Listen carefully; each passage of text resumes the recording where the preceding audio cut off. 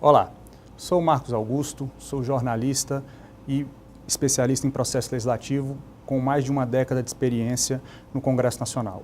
Hoje vamos falar sobre o processo legislativo, sua organização, os princípios e conceitos que estão envolvidos na atividade parlamentar.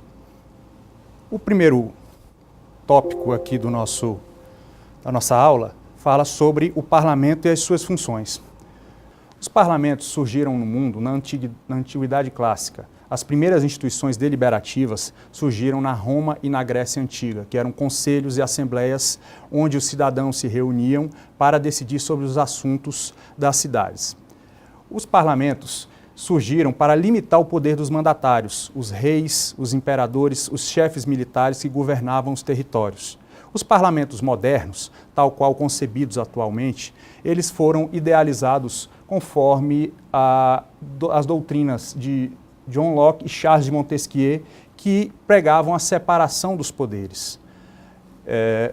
Os parlamentos são inspirados nessas doutrinas, idealizados com representação popular para dar voz ao povo e limitar o poder dos mandatários, tal qual já falamos anteriormente.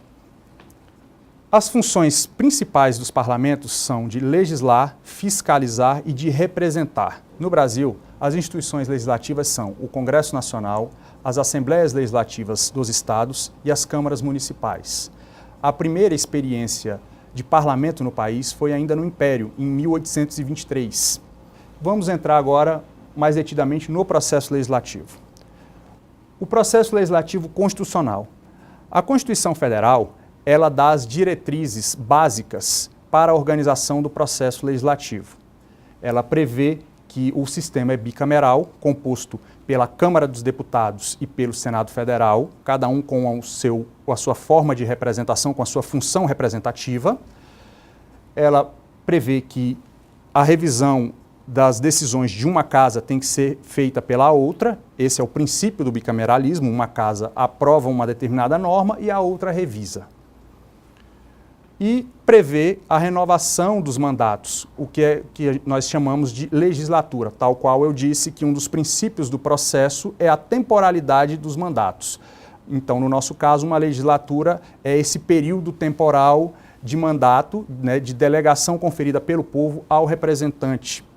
A Câmara dos Deputados é conhecida como a Câmara Baixa do nosso parlamento. Ela representa o povo e ela é composta por 513 deputados, distribuídos proporcionalmente conforme o tamanho da sua população. A menor representação é de 8 deputados e a maior é de 70. O mandato de um deputado é de 4 anos, que corresponde a uma legislatura. A eleição é feita pelo sistema proporcional e é a casa iniciadora das propostas do Poder Executivo, de outros poderes e também dos cidadãos. A Câmara dos Deputados possui algumas competências privativas atribuídas pela própria Constituição. Uma delas, e das mais importantes, é a abertura de processo contra o Presidente da República, o Vice-Presidente e também os ministros de Estados, além da tomada de contas do Presidente da República. O Senado Federal. O Senado Federal é a Câmara Alta do nosso parlamento. Ele tem a função de representar os estados e tem representação fixa definida de 3 senadores por cada unidade da federação. O mandato de um senador corresponde a 2 legislaturas, portanto, de 8 anos. A eleição de um senador é pelo sistema majoritário, ou seja, aquele que recebeu o maior número de votos é o eleito. E funciona como casa revisora. Casa revisora no sentido de que as propostas extraparlamentares, as propostas de outros poderes, entram pela Câmara dos Deputados e depois vão ao Senado para a revisão. E possui suas competências privativas também definidas pela Constituição, dentre as quais o processamento e o julgamento do Presidente da República, dos ministros do STF, do Procurador-Geral da República e comandantes das Forças Armadas. Além disso, a aprovação de autoridades, o endividamento dos entes federados e a sustação de leis declaradas inconstitucionais pelo Supremo Tribunal Federal. Agora vamos falar sobre a organização e os princípios do processo legislativo. A nossa legislação, ela contempla várias espécies normativas. A de mais alta estatura são as emendas à Constituição, que são alterações na Constituição Federal, que são propostas por um terço da composição de cada casa do Poder Legislativo, pelo Presidente da República ou ainda pela maioria das Assembleias Legislativas.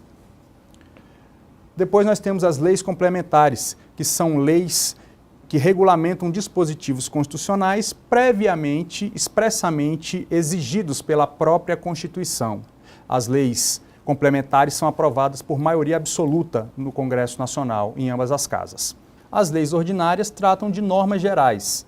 Já as leis delegadas, que é uma modalidade legislativa em desuso, a última vez que foi utilizada foi em 1992, tratam de competência que se delega ao Presidente da República para legislar discricionariamente sobre determinados temas, por tempo determinado e com campo específico também determinado.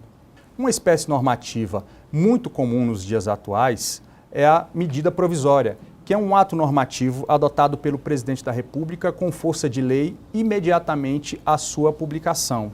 Ela tem um prazo de 120 dias para ser aprovada pelo Congresso e convertida definitivamente em lei. Ela possui um caráter de excepcionalidade, de urgência e relevância. Os decretos legislativos, eles tratam de assuntos de competência exclusiva do Congresso Nacional, como a autorização de convocação de referendos e plebiscitos e outros assuntos. As resoluções tratam de assuntos de competência exclusiva do Congresso Nacional. Cada casa pode tratar de assuntos internos via resolução. A organização do processo legislativo também contempla o sistema de comissões, que é uma forma de racionalizar os trabalhos, distribuindo tarefas e promovendo uma economia processual na análise das matérias. As comissões podem ser permanentes, que são colegiados temáticos distribuídos por áreas específicas. As temporárias, que são comissões que têm prazo determinado para funcionar, elas não compõem o quadro permanente, o quadro fixo das casas, e podem ser especiais, externas e as de inquérito, também conhecidas como CPIs. Há também as comissões mistas permanentes, que são compostas por membros das duas casas, da Câmara e do Senado, ao qual a mais importante é a Comissão Mista de Orçamento. Há também as mistas temporárias, também compostas por membros da Câmara e do Senado, porém também com prazo determinado de funcionamento. Pode ser, por exemplo, uma comissão parlamentar mista de inquérito.